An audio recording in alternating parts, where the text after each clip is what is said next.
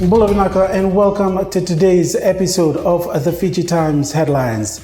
In our bulletin today, the recent educational reforms undertaken by the Education Ministry has created troublesome differences. That is according to the University of the South Pacific economist, Dr. Nilesh Gaundar. Dr. Gaundar, while speaking at the Fiji Teachers Union annual general meeting last week, said the reforms included the open merit recruitment system, process for appointment of principal at schools owned by faith-based organizations, disciplinary guidelines for teachers, teacher transfer guidelines, and collective bargaining structure. He said these reforms have created instability and uncertainty not only among the teachers but the broader stakeholder community, including parents, school managements, and faith-based organizations. Minister for Education Rosie Akbar refused to comment when she was approached by this newspaper last Friday.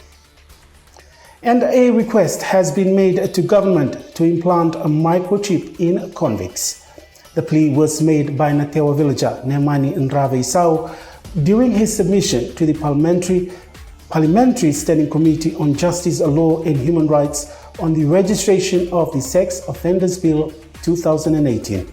The committee held a public consultation on the bill in Sausavu on Saturday. Mr. Ndrave said the microchip would better monitor the movement of sexual-related offenders. Committee Deputy Chairman Rohit Sharma assured Mr. Ndrave that his submission had been noted. Meanwhile, the bill, if enacted, would monitor sex offenders in the country and reduce potential sexual offences. And the South Sai Service Organization National President Dr. Rajat Gayaneshwar believes services offered by the Ministry of Health is being unfairly judged. The founder of the VCC Sai Health Center in Lautoka explained that the public health professionals have been doing a good job despite their challenges and resources constraints. The NGO has been behind a number of free medical clinics offered by medical professionals from specialized fields over the last 15 years. And in business, the central bank says the economy grew faster in 2018 than earlier forecast, but consumption and investment data for the first few months of 2019 indicate a softening in the economy. In its board meeting held recently, the Reserve Bank of Fiji board maintained the overnight policy rate at 0.5%. RFB Governor and Chairman of the board, Arif Ali, said while the Fijian economy was projected to register 10 years of consecutive economic expansion this year, the growth rate was biased downwards owing to the moderation in recent domestic economic activity and the current slowdown in the global economic growth.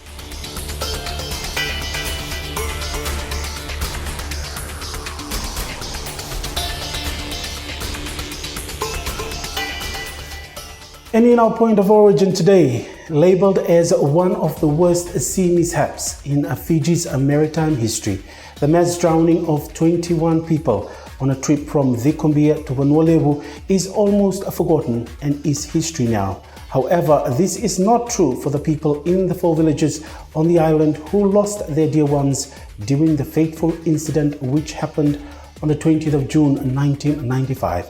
Above all the sea mishaps, only survivor Toloi Rasaivanua will probably take the memory of the fateful day to the grave with her, especially the extraordinary feat of swimming for her life for 2 days and a night in the choppy Undu waters northeast of Vanuatu.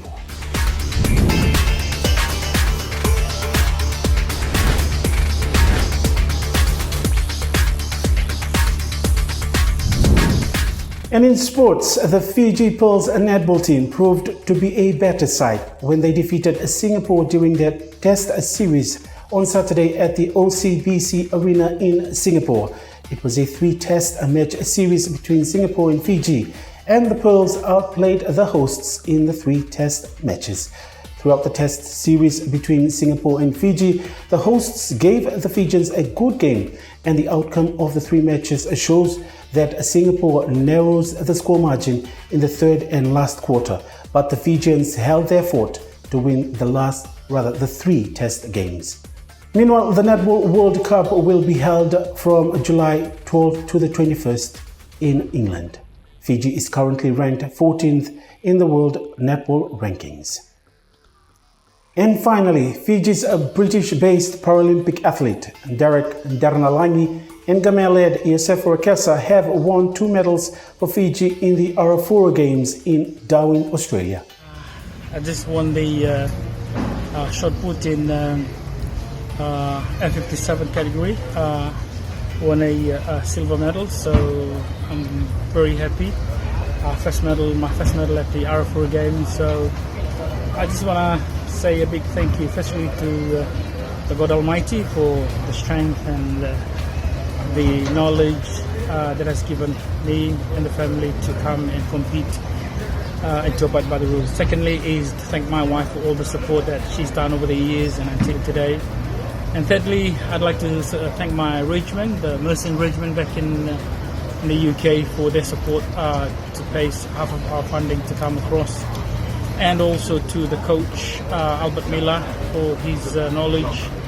And to the support team, Saki, for his support as well. And of course, the Fijian community in Darwin. They've been amazing, they've been fantastic.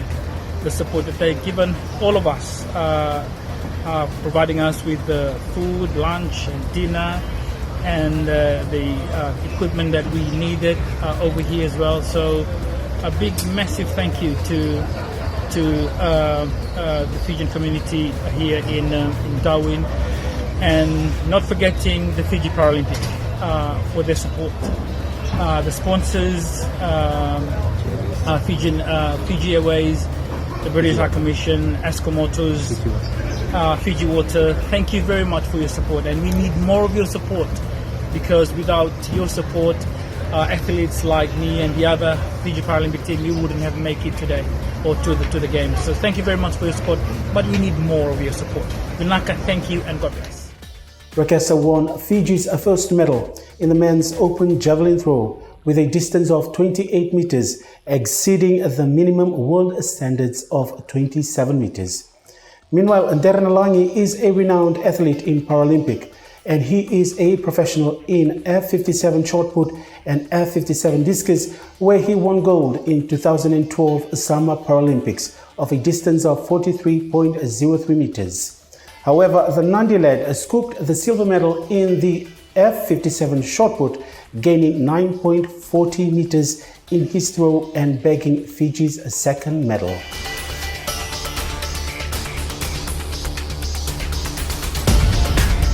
And looking now at the weather, a weak low pressure system remains slow moving just to the west of Fiji. Associated cloud and showers with northerly winds affecting the country. Expect some showers of the eastern parts and the interior of the larger islands. Elsewhere, fine weather apart from isolated afternoon or evening showers.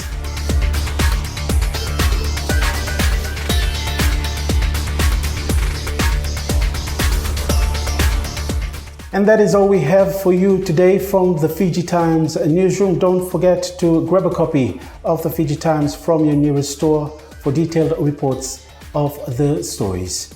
Thank you for watching and have a productive week.